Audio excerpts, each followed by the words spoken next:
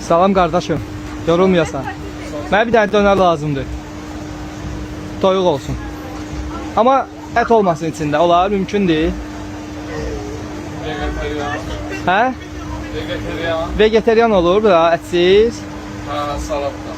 Salatla. Ya salat da olmasın qardaşım. Ben vurmuyorum. Nə vurursan? Mayonez vur da bura. Mayonez olar, ancaq mayonez, zəhmət olmasın.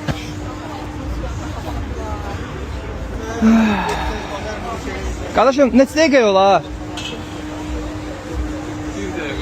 Bir dəqiqə. Yaxşı.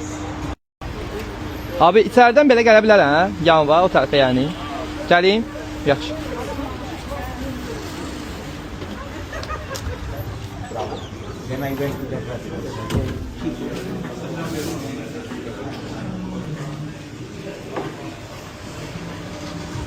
Budur qardaş.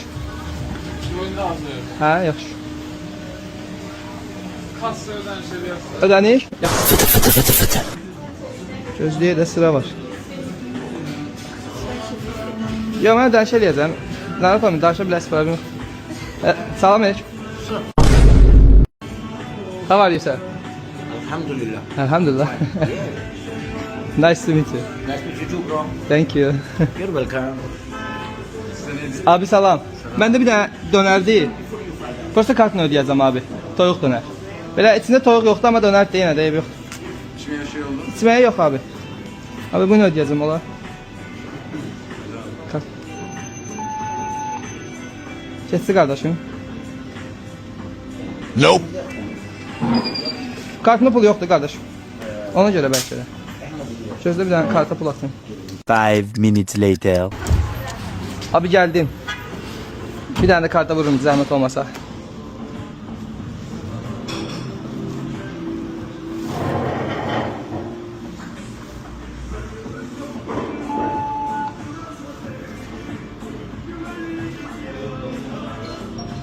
Çox sağ ol abi. Kardeşim, mən nə oldu mayonezli? Hazır ya. Hə? 15 minutes later. Kardeşim. Ya baxım kardeşim. Əla kardeşim. Su. Kasaya koy. Yox, qoymalıyım. Qoymayım. Yaxşı oldu məncə. Allah tanısın. Nənəm o vaxtda verirdi belə mənə mayonezlə çörək. Onu öyrəşmişəm. Öyrəşmişəm. Sağ ol bura. Sağ ol. Görüşərik. Abi yorulmayasınız.